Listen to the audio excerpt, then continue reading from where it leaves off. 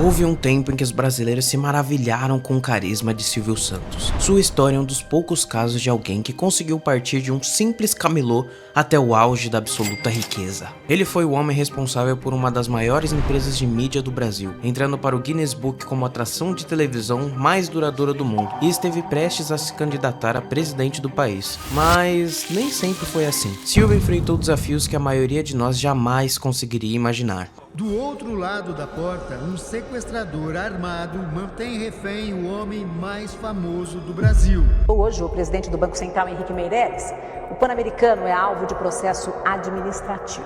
Apesar dos desafios, o comunicador dominou o potencial da economia e dos meios de comunicação de massa, se tornando dono de um dos maiores impérios empresariais que vai muito além do SBT. Então sente-se, pegue uma pipoca e deixe-me levá-lo até 1930, ano que nascia um dos maiores e mais carismáticos comunicadores que o Brasil já teve.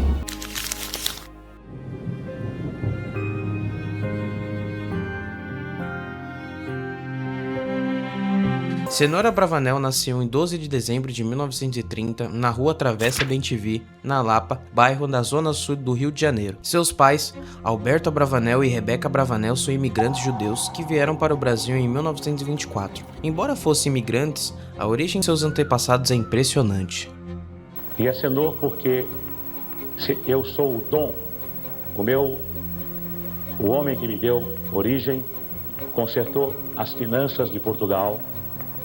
Depois foi chamado pelos reis católicos Isabel e Fernando para a Espanha. Era o Dom Isaac Abravanel. Consertou as finanças da Espanha. Seu pai era dono de uma loja na Praça Mauá. No entanto, ele perdeu todo o dinheiro nos cassinos e o filho mais velho teve que ir às ruas para ajudar no sustento da casa. Durante as eleições de 1946, Silvio, com 14 anos, viu um homem vendendo capinhas de plástico para guardar títulos de eleitor. Vendo isso como uma oportunidade, ele deu o primeiro passo no empreendedorismo, se tornando camelô. O potencial de sua voz e carisma em conversar com o público chamou a atenção nas ruas do Rio, e assim ele foi convidado a dar o primeiro passo, mostrando a todos o seu maior dom.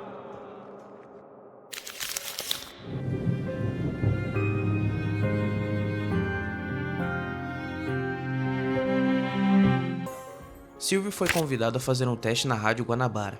Passou em primeiro lugar, superando nomes como Chico Anísio, mas logo voltou a trabalhar como ambulante, uma vez que faturava mais como camelô.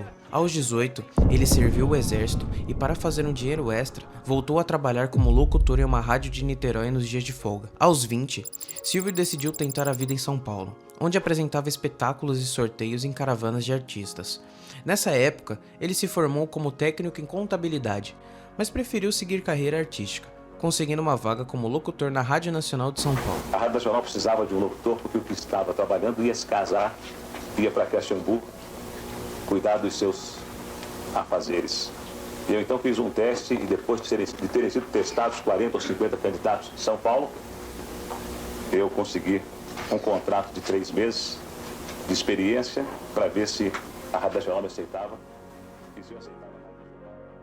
Enquanto ele trabalhava como locutor, para aumentar mais a sua renda, ele criou uma revista chamada Brincadeiras pra Você, que trazia palavras cruzadas, passatempos e charadas, e era vendida por ele nos comércios da cidade. Seu talento para os negócios abriu as portas para o empreendimento que transformaria Silvio em bilionário. Em São Paulo, ele conheceu um dos maiores apoiadores de sua carreira, o comunicador Manuel de Nóbrega.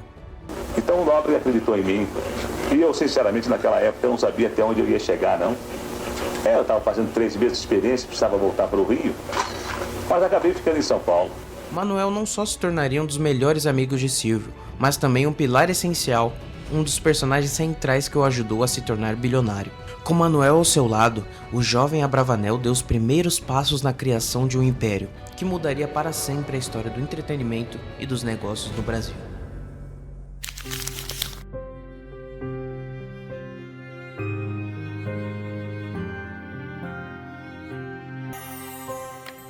Em 1985, Manuel estava com dificuldades em administrar uma empresa de vendas de brinquedos, o Baú da Felicidade, Inicialmente, um simples sistema de carnês onde as famílias economizavam para garantir presentes de Natal estava à beira do colapso. Se você não sabe o que é um carnê, fica tranquilo que eu te explico. Os carnês funcionam de forma similar aos sistemas de financiamento ou pagamentos parcelados oferecidos por lojas e cartões de crédito, enquanto, antigamente, o cliente usava um carnê físico para registrar os pagamentos. Hoje já é tudo digitalizado, com parcelas gerenciadas online ou diretamente em aplicativos de banco e fintechs. Se você já viu ou se lembra de como eram os carnês, escreve aqui nos comentários. Nóbrega, que já havia vendido inúmeros carnês, enfrentava uma crise, não conseguia entregar as mercadorias e temia o fechamento do negócio. Em meio ao desespero, ele recorreu ao Silvio, esperando apenas uma solução temporária.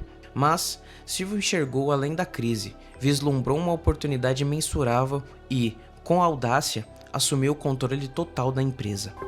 Aí meu pai precisava de uma pessoa de confiança para organizar aquela bagunça. E pensou no Silvio. Quando chegou no fim do ano, aquilo já estava bom. O Silvio pagou porque quis, pagou alguma coisa porque ele quis. Meu pai passou para o Silvio, abriu mão, fica com você. Meu pai adorava o Silvio. O que parecia o fim se transformou no começo de algo monumental, o nascimento do Grupo Silvio Santos em 1962. Silvio manteve o sistema de crediário, mas expandiu o negócio, criando lojas em que as pessoas podiam trocar os carnês quitados por brinquedos ou eletrodomésticos. Com o passar do tempo, o Baú da Felicidade começou a expandir sua gama de produtos, incluindo carros e casas. E para atender às crescentes demandas do seu império, Silvio expandiu suas operações de forma impressionante. Entre 1965 e 1975, ele fundou ou adquiriu mais de 10 empresas, incluindo a Baú Construtora e a concessionária Vimave. Em 1972, todas as empresas foram unificadas sob o comando da holding Silvio Santos S.A., deixando seu império cada vez mais sólido e maior. Em meio à alta inflação do final dos anos 60, o comunicador percebeu que precisava proteger o valor das prestações do carnê do baú contra a desvalorização. Com esse pensamento, ele fundou em 1969 a Baú Financeira, semente que, 20 anos depois, se tornaria o Banco Pan-Americano. A expansão não parou por aí. Em 1975, o grupo ganhou ainda mais força com a criação da Liderança Capitalização, que, em 1991, lançaria a icônica Telecena. Enquanto o conglomerado de empresas se expandia, paralelamente, ele estava plantando as bases de algo ainda maior, um império de mídia que revolucionaria a televisão brasileira e imortalizaria seu nome na história do entretenimento.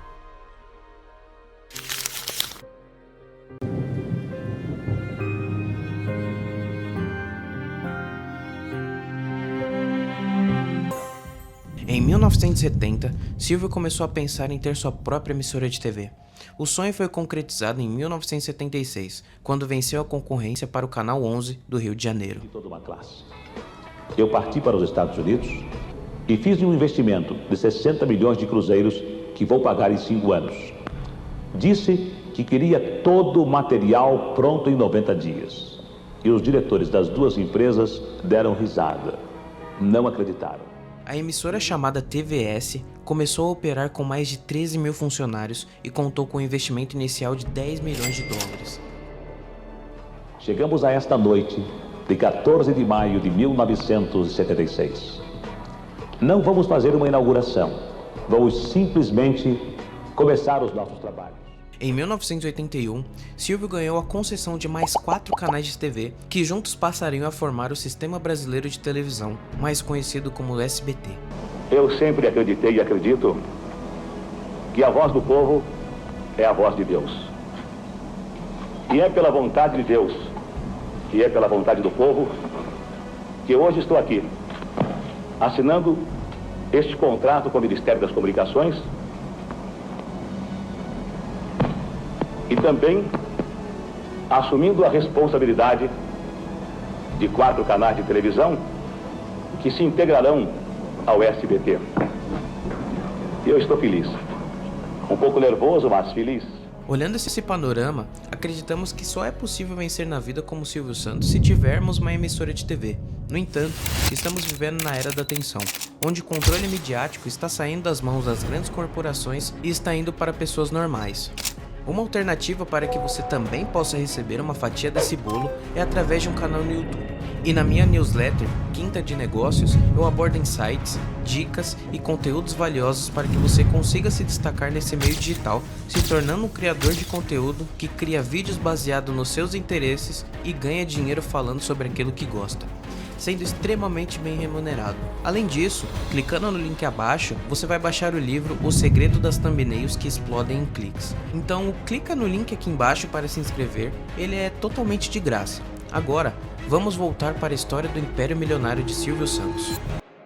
Toda a popularidade de Silvio diante das câmeras gerou convites para que ele ingressasse na política, quase se concretizando nas eleições presidenciais de 1989. Hoje se lança candidato à presidência da República de um país como o nosso, o Brasil. Vejam como é bom viver na democracia. Ele chegou a fazer a campanha na televisão, mas foi barrado pelo TSE devido a alegações de ser proprietário de uma concessão de TV. Durante as décadas de 1980 e 1990, Silvio focou na consolidação e expansão do SBT. No entanto, nos anos 2000, ele voltou a se aventurar em novas áreas. Em 2006, fundou a Jequiti Cosméticos e em 2007, inaugurou o luxuoso hotel Sofitel Jequitimar Guarujá. Mesmo com todo o sucesso, Silvio Santos não esteve imune aos desafios. Ele enfrentou crises que poderiam ter abalado qualquer império, incluindo o trágico sequestro de sua filha, e 2 dias depois, foi sequestrado pelo mesmo homem. Além disso, crises financeiras e empresariais surgiram ao longo de sua trajetória, testando sua resiliência e sua capacidade de superar adversidades.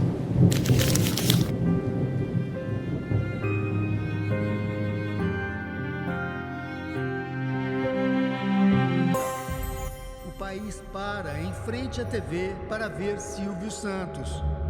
Não era domingo e não se tratava de um dia normal. Aquela quinta-feira marca o capítulo final do sequestro do apresentador e de uma de suas filhas. E aquele sequestro, para mim, foi assim um marco, um divisor de águas. O presidente do Banco Central, Henrique Meirelles, o Pan-Americano é alvo de processo administrativo. Em 2001, Patrícia, uma das 6 filhas de Silvio, foi abordada por volta das 8 horas no Morumbi, por 2 homens que estavam disfarçados com roupa de funcionários dos Correios. Patrícia foi liberada após pagamento de aproximadamente R$500 mil para o resgate. Apesar de acreditarem que o perigo havia passado, no dia seguinte, Silvio Santos foi sequestrado pelo mesmo homem. O governador da época era Geraldo Alckmin, que chegou a ir pessoalmente à casa de Silvio para negociar a rendição. Após inúmeras tentativas, o comunicador tomou as rédeas da negociação e 7 horas depois foi libertado. Além desse acontecimento, Silvio também sofreu uma grande crise em seu império. Após 5 décadas de prosperidade, o grupo Silvio Santos enfrentou uma crise séria nos anos 2000. No final de 2010, foi descoberto um rombo de 4,3 bilhões do Banco Pan-Americano, levando o empresário a considerar a venda de todo o seu império e até mudar-se para os Estados Unidos. Tudo parecia perdido. Silvio já não sabia mais o que fazer, mas ao invés de desistir, ele utilizou esses problemas como um impulso. O comunicador então empenhou várias de suas empresas para cobrir a dívida e depositou sua confiança principalmente na Jequiti, fundada em 2006. Alguns anos após a crise, o grupo se reergueu, faturando impressionantes 5,9 bilhões em dólares em 2013, com um lucro de 800 mil dólares. Mesmo diante de uma crise que quase desmoronou seu império, Silvio Santos provou mais uma vez sua resiliência e visão empresarial. O caminho que ele trilhou após essa tempestade não só consolidou seu nome no mercado, mas também garantiu que seu legado fosse muito mais além dos negócios, influenciando gerações e deixando uma marca definitiva na história do Brasil. Para aqueles que puderam assisti-lo, sabemos que não haverá ninguém que chegará aos pés do carisma e de sua comunicação eloquente. Esse vídeo é uma homenagem e meu agradecimento ao apresentador que me inspirou, assim como diversas pessoas em diversas áreas. Agora que você conheceu como Cenoura Bravanel construiu seu império, veja como você também pode construir o seu, aprendendo o que a escola nunca te contou e nunca te contará. Conheça a verdade não contada sobre o dinheiro. Veja o vídeo completo e aprenda a criar riqueza da maneira mais rápida possível, sem enganar ninguém e da maneira mais ética possível. Clica no vídeo a seguir para aprender essa nova visão sobre dinheiro. Aqui é o Gabs e que a verdade seja dita.